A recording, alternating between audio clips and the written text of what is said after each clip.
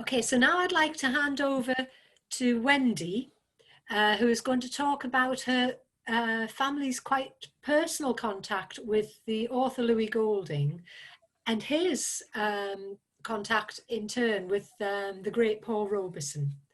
Okay, so over to you, Wendy. Thank you.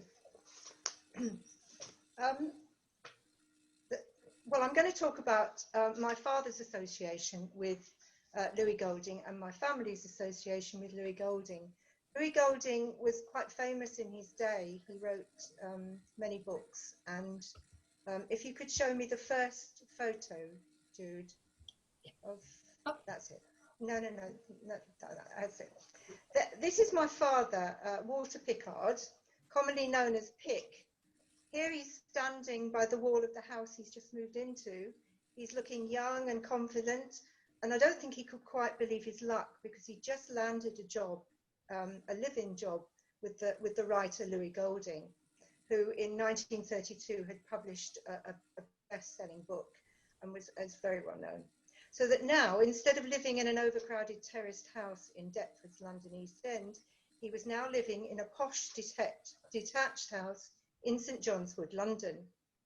He had moved into Louis's house to become what he described as Louis's valet, or his gentleman's gentleman, but what we would probably call today his PA. While living with Louis between 1933 until he married my mum in 1940, my dad would meet many interesting film, theatre and writers, including Robert Graves, Yvonne Arnaud, the lady who produced, organised a theatre, and the singer Paul Robeson, who was a frequent visitor to the house. Next photo. This is Louis Golding. He had many photos done and many in the National Portrait Gallery, but this is a obviously posed photo at his famous desk. He was very proud of his house in St John's Wood, which he'd organised for himself. And when he wasn't travelling, and he did a lot of travelling all through his life, Louis was a prolific writer. He wrote on a wide range of subjects, including travel, the supernatural, politics, boxing and the theatre, as well as novels, short stories, film scripts, plays and poetry. The supernatural element was quite interesting. He wrote a book called Honey for the Ghost, and that was partly based on the fact that that room in which he's sitting went on fire 3 times in 2 years, and he thought it was haunted. And it probably, I don't know what happened, but it was fires that came from nowhere and more or less destroyed his office. So that was quite interesting, I thought. During the 1930s, he was one of the vice chairs of the Relief Committee for Victims of Fascism, later incorporated into the Anti-Fascist Relief Committee, an organisation prescribed by the TUC for its Communist Party connections. And during the period of the Civil War, he sent my father out to Spain to make a report on what was happening. My father then managed to get lost deliberately and attempted to link up with the International Brigade, but was forced to come home or risk the sack. Around that time, Paul Robeson was also in Spain, but because I was young and foolish and my father died when I was 20, I didn't have the chance to ask him whether he met Paul Robeson at that time. As a Jewish person, Louis was very concerned about the growth of anti-Semitism in Europe, and his early travel books, written as he travelled Europe in the 1920s and early 30s, provide an interesting, if not terrifying, account of how anti-Semitism developed. Louis spent much of his life trying to bring Jews and Gentiles together, and his most famous novel, Magnolia Street, became a bestseller in 1932. Here is the cover. It shows the street, the very crowded street in Manchester. It was about a street in Manchester where one side was inhabited by Jewish families and the other by Gentiles. The story is about an interaction between the two sets of families and reflects Louis's early life in Manchester, where he grew up in the 1890s and early 1900s. His family had fled a Russian pogrom to come to England. His father was a celebrated rabbi and teacher, and Louis prospered in England although he didn't get on very well with his father because he didn't always agree with the strict rules in the house. But Louis prospered and won a place at Manchester Grammar School, from where he moved on to read classics at Oxford. This book is significant in that it's a reflection of the attitudes of the day. The language is a bit old-fashioned to modern ears, but it can be quite poetically beautiful, and the book itself is still very readable. I was told as a child that many of the Gentile characters were drawn from members of my own family, as Louis knew our family very well, but unfortunately, again, I was too young to ask that many questions. So it's quite a mammoth task trying to work out who was who. Okay, next. This is the poster for the film Proud Valley, produced in 1940. It was produced as an independent film. Louis came to know Paul very well during the actor's extensive periods of stay in London, and he co-wrote the film script for the Proud Valley. This, the next shot, Jude, if you put, the next shot is a still from the film. In it, Paul plays David Goliath, an African-American seaman who jumps ship and joins a Welsh mining community.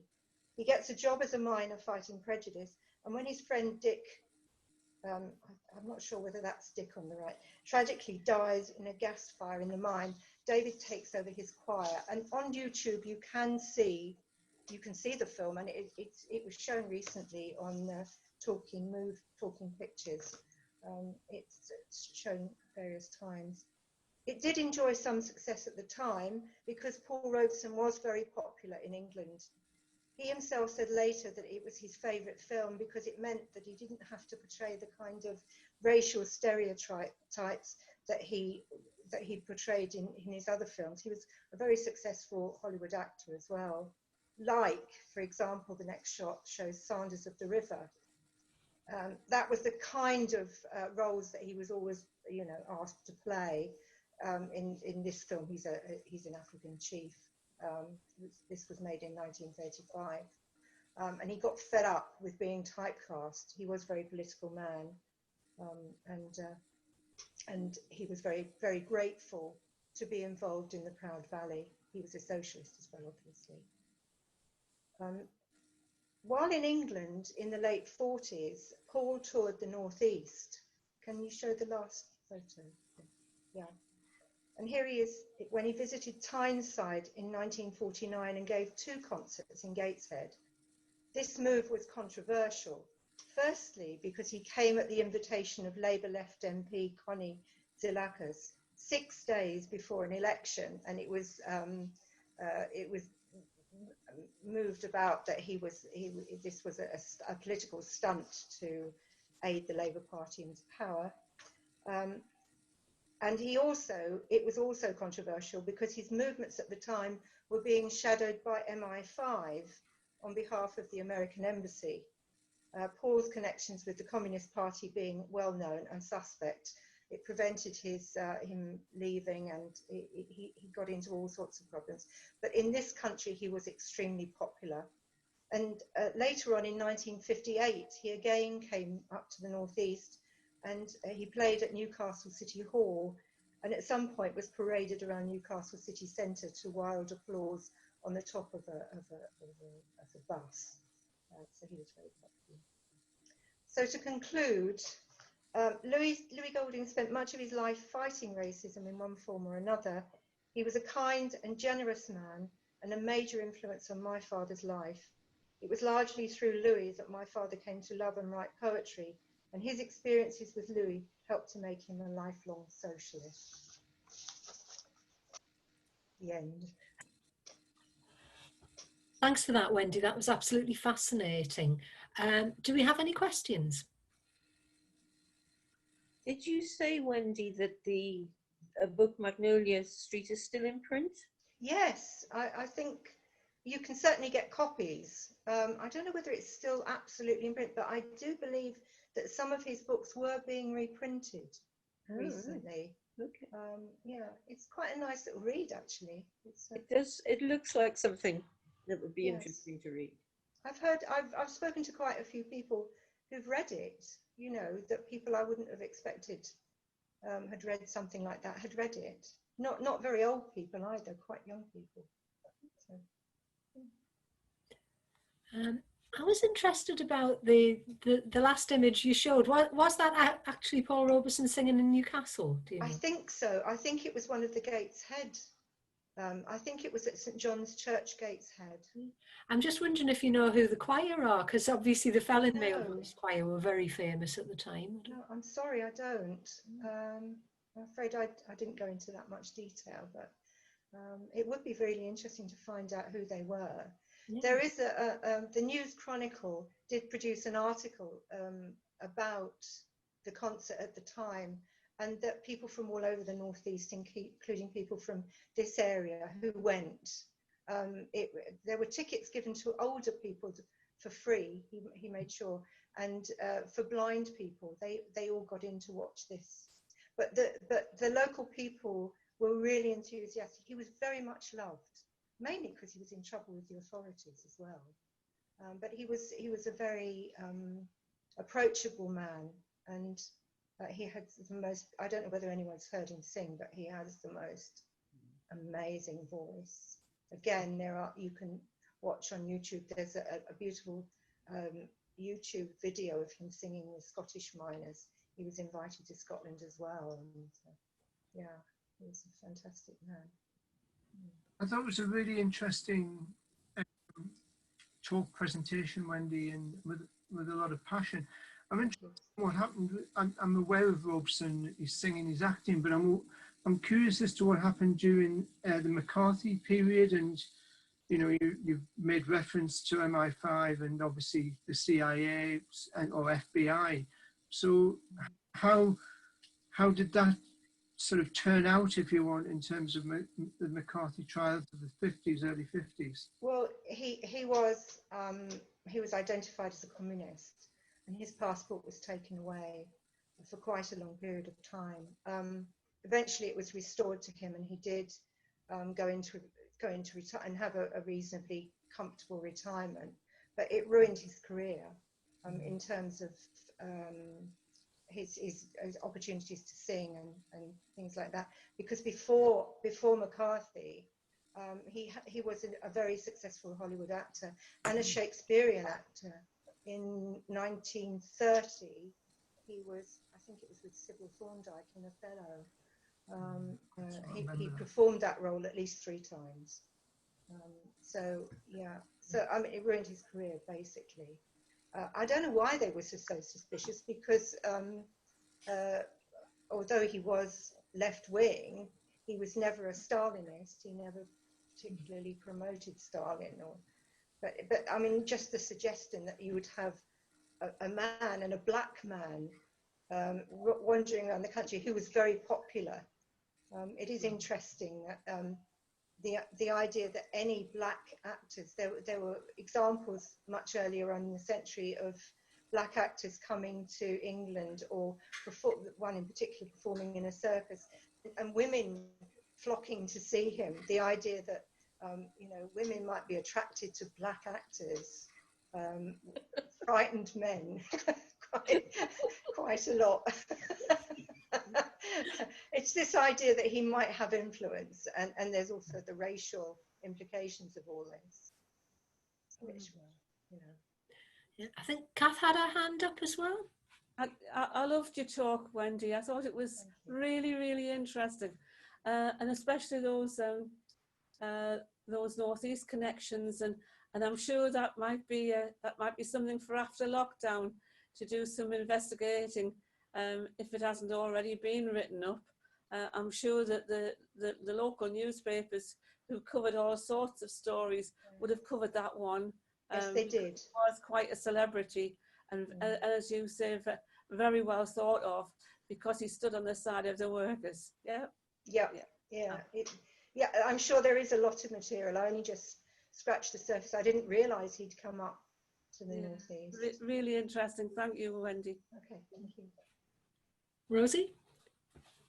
I wish you'd said more about your father. That sounds like a really interesting subject as well. What did he do? What sort of politics did he go on to espouse? Well, my father's family were I suppose, they were all the family tended to be dockers. They were a Huguenot family that became dockers because when the silk industry collapsed, they became dockers. So they lived in Deptford, but his father worked at Woolwich Arsenal. He was a blacksmith at Woolwich Arsenal. But the family were very poor. There were 9 or 10 of them. And my father had to sleep in a bed with 3 or 4 of his brothers. And his brother was the person who had first contact with Louis Golding.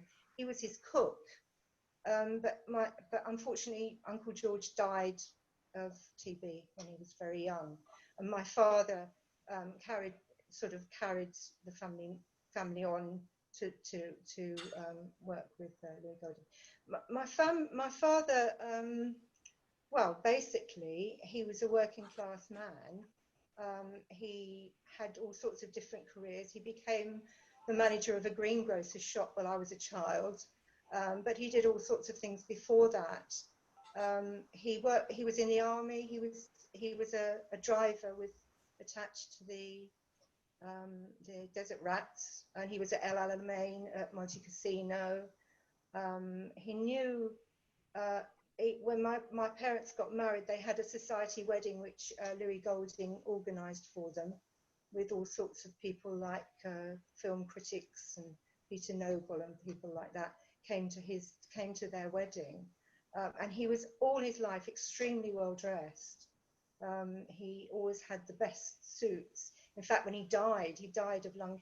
You notice in the photograph he's smoking. I haven't got a single photograph where he hasn't got a cigarette in his mouth or lurking. And he died when he was 57. I mean, I absolutely adored him. He was wonderful. What else? Oh yes, when he was very young, he was the only person in his family working. And every day he used to walk up to White's Club. He was a I don't know what you call them, the boys that serve in White's Club. They were like page boys or something. And then he met all sorts of people like Bob Boothby and all sorts of people that he got involved with there.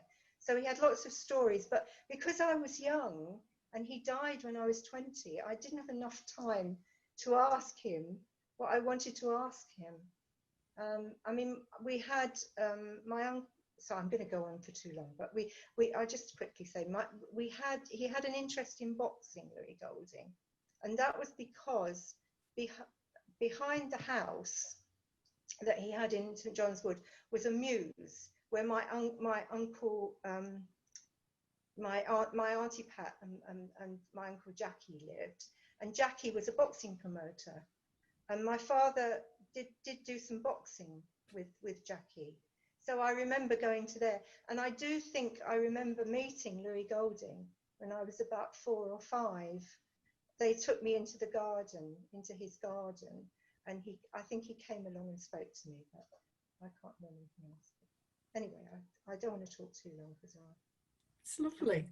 It's things. really lovely. What I'm finding fascinating in all of this is how often the personal and the celebrity sort of intertwine. Yes. Fascinating. Yeah.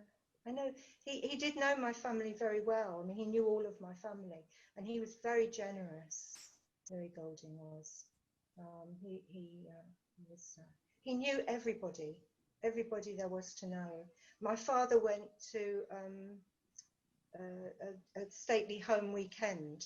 He took him everywhere, and he went, and unfortunately he went stag hunting, which is something he could never forget. How awful it was.